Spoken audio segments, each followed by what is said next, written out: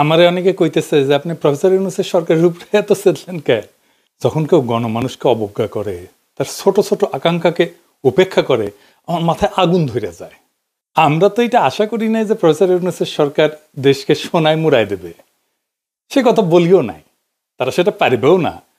আমরা চাইছিলাম যে ইন্ডিয়ার প্রত্যক্ষ সমর্থনে আমরা ফ্যাসিবাদে পিষ্ট হয়েছি, সেই ইন্ডিয়া ঘৃণিত পতিত ফ্যাসিস্ট আর তার দলবলকে আশ্রয় দিছে, সেই রাষ্ট্রকে, ভারত রাষ্ট্রকে বুঝায় দেওয়া কামটা তোমরা ভালো করো নাই।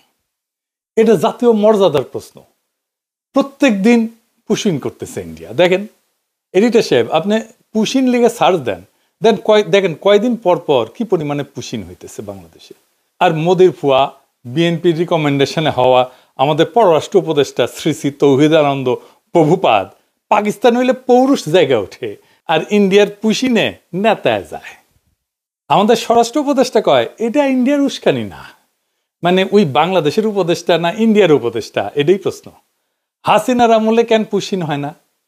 আর কেন হাসিনা ক্ষমতা থেকে চলে গেলে পুশিন শুরু করে ইন্ডিয়া? ইন্ডিয়া দেখেন বাংলাদেশ থেকে পণ্য আমদানিতে নিষেধাজ্ঞা দিছে।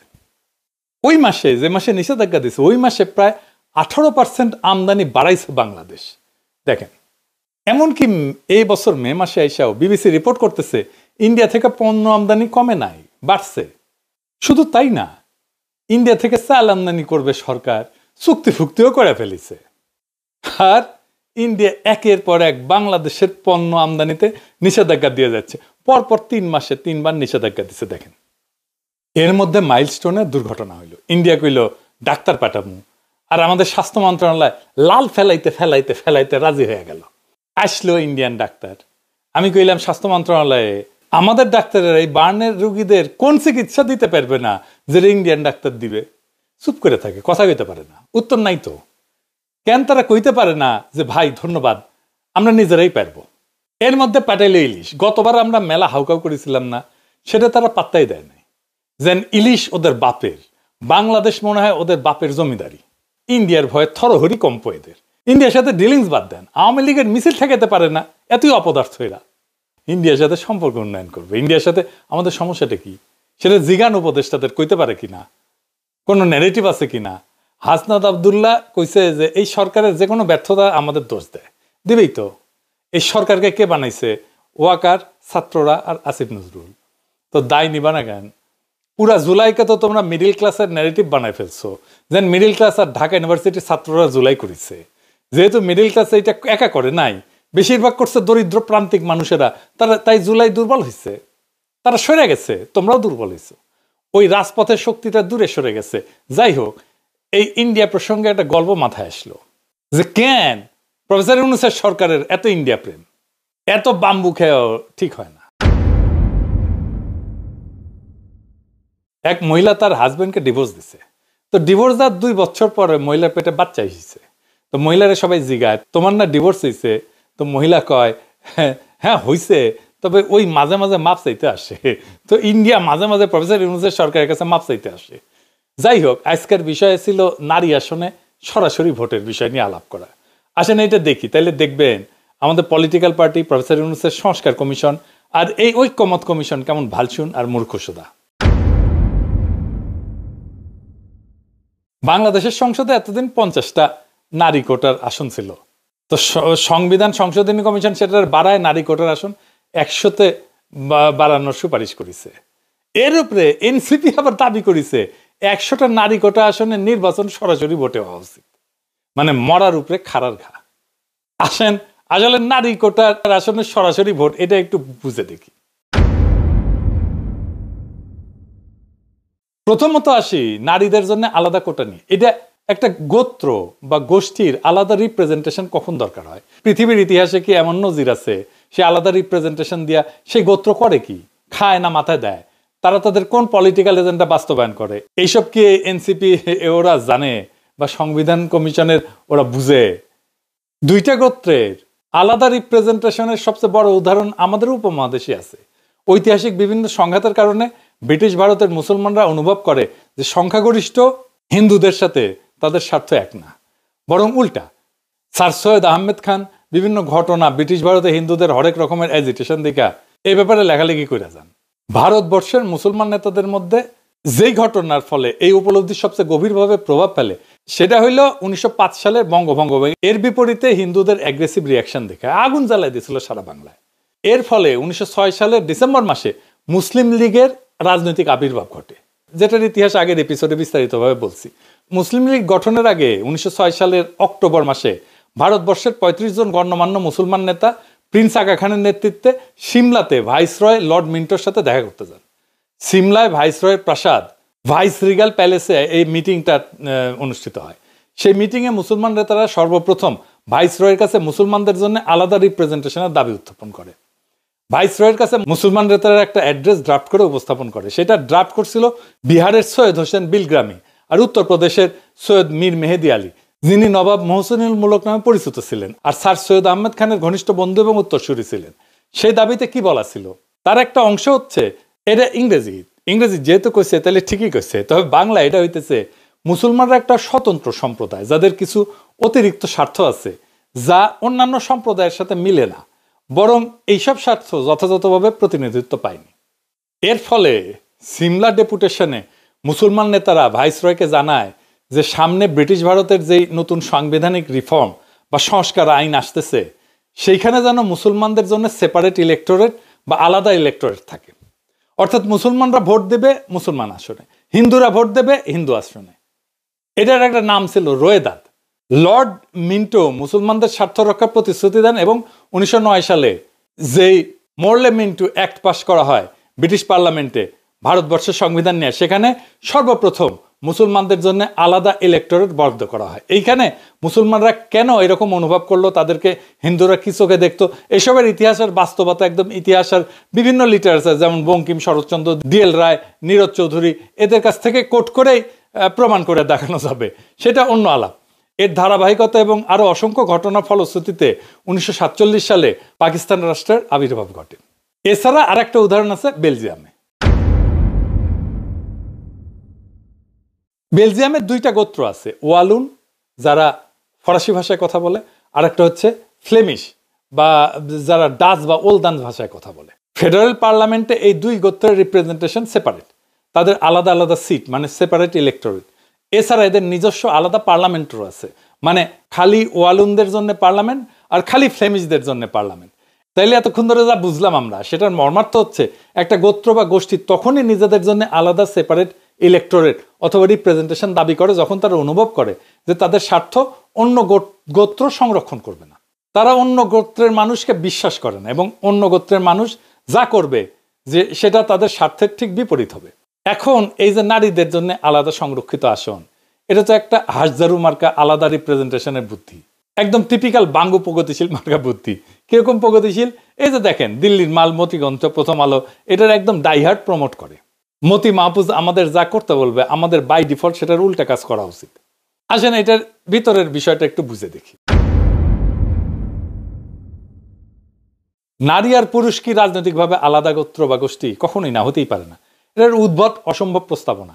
সেপারেট বা আলাদা রিপ্রেজেন্টেশনের প্রশ্ন তখনই ওঠে যখন কোনো গোত্র বা গোষ্ঠী রাজনৈতিক বা পলিটিক্যাল দৃষ্টিকোণ থেকে নিজেদের স্বার্থকে অন্য গোত্রের স্বার্থ থেকে আলাদা বিবেচনা করে। একটা রাজনৈতিক মতাদর্শ বা ফিলোসফিতে নারী পুরুষ উভয়ে একই সাথে পার্টিসিপেট করে। যেমন আওয়ামী লীগের রাজনৈতিক মতাদর্শ কি সেটাও কন ভারতের পাঁচাটা, তাই তো?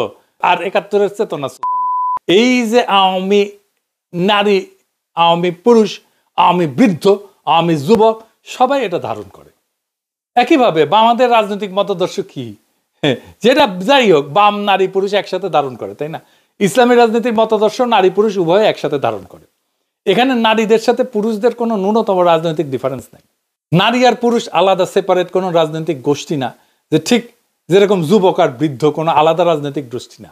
কাউকে কি কোশ্মিন কালেও কোনো প্রস্তাব আনতে শুনছেন যে বৃদ্ধদের জন্য আইনসভাতে আলাদা সিট লাগবে, 40 থেকে 50 বছর বয়সের জন্য আলাদা সিট লাগবে, 20 থেকে 30 বছর বয়সের জন্য আলাদা সিট লাগবে?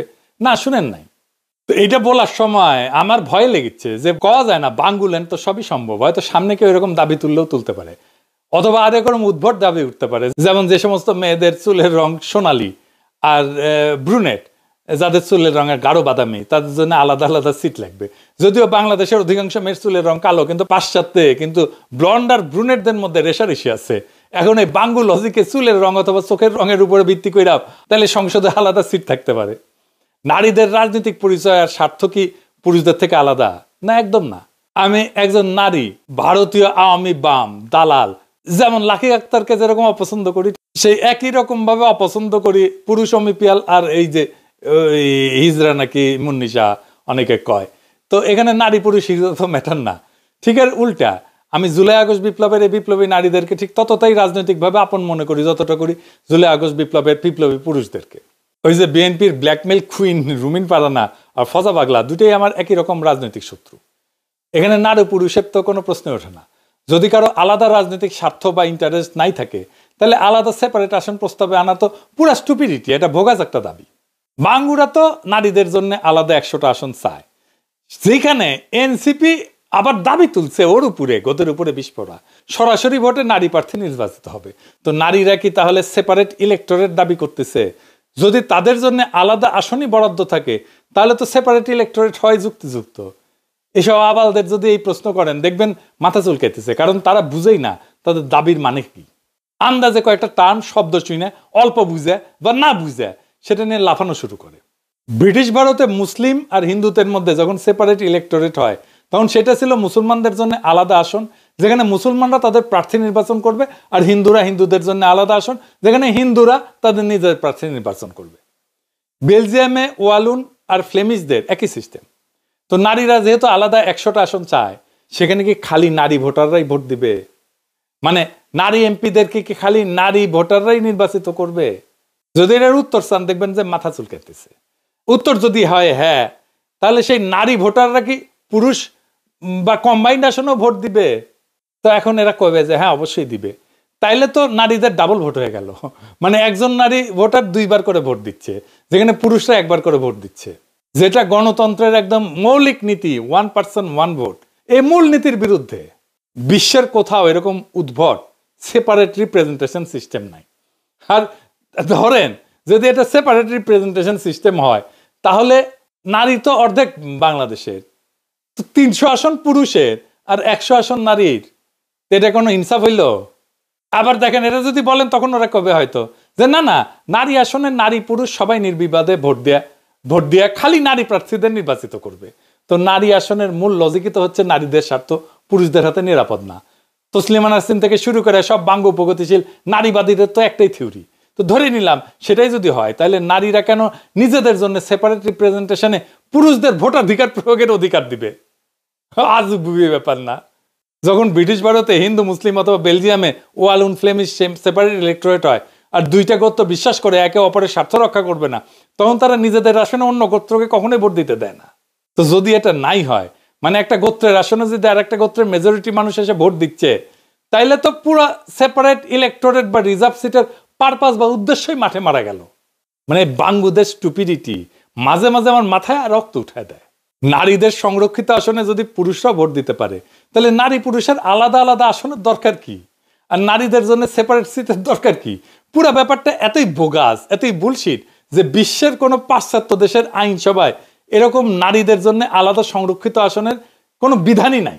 আছে? নাই। জিয়া ঠিকই শুনেছেন, পাশ্চাত্যে কোনো দেশে নারীদের জন্য কোনো আলাদা নারী কোটার আসন নাই। পাশ্চাত্যরা তো নিজেদের নারী স্বাধীনতার নারী ক্ষমতায়নের সূতিকাগার বলে মনে করে, বাঙ্গ প্রগতিশীলরা তাই বলে। সেই পাশ্চাত্য জগতে 20 শতাব্দীতে নারীরা প্রথম ভোটাধিকার পায়। সেটা পাওয়ার পর থেকে আজ পর্যন্ত একটা পশ্চিমা দেশ, জাপান, কোরিয়া, কোথাও এই নারীদের জন্য আইনসভায় কোটা নাই। তাদের ইতিহাসে কখনোই ছিল না। আমেরিকা বলেন, কানাডা বলেন, ইংল্যান্ড বলেন, অস্ট্রেলিয়া বলেন, ইউরোপ বলেন, কোথাও এই বোগাস সিস্টেম নাই।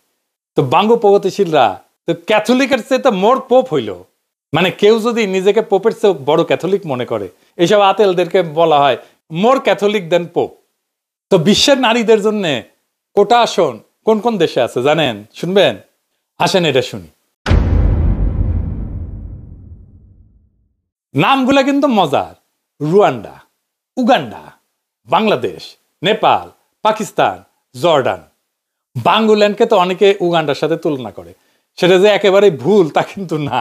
মানে সব তৃতীয় বিশ্বের দেশ যেখানে বোকাচোদা মতিকণ্ঠ মার্কা প্রগতিশীল আলগা নারীবাদীরা আছে, সুলতানা কামাল চক্রবর্তী, রাশেদা চৌধুরী, খুশি কবির, তসলিমা নাসরিন, এই সমস্ত কপালে বড় বড় টিপ পড়া নিরেট বুদ্ধির মালগুলা গোজামিল বয়ান গিলাইছে জাতিকে, সেই জায়গাতে আছে এগুলা। সামনে যে নতুন বাংলাদেশের স্বপ্ন আপনারা দেখি, সেখানে সংসদে আইনসভায় এসব বোগাস নারী কোটার কোনো আসন থাকবে না। পুরা নারী কোটার আসনকে এরা অ্যাবলিশ করে দেওয়া হবে, জয় বাংলা করে দেওয়া হবে। আইনসভা বিষয়ে আমাদের পজিশন খুব সিম্পল, কোনো পিয়ার না, কোনো উচ্চ কক্ষ না, কোনো নারী কোটা না, তিনটা। তো ফাইনালি যেটা আবার আগের কথায় ফিরে আসি, ওই যে কইছিলাম যে আমাদের জাতীয় মর্যাদা ওইটা বিক্রি হবে না, এটা আমাদের শহীদের রক্তে কেনা। আজকের শপথ হোক, আমরা চাই মর্যাদার দেশ, শির দ্বারা উঁচু করার মেধাবী নেতৃত্ব, আর এমন একটা রাষ্ট্র যেখানে প্রত্যেকটা সিদ্ধান্তের কেন্দ্রে থাকবে জনগণ, আর শুধু জনগণ। এই পথেই বাংলাদেশ হবে সত্যিকার অর্থে স্বাধীন, মর্যাদাবান এবং গণতান্ত্রিক। ইনকিলাব জিন্দাবাদ।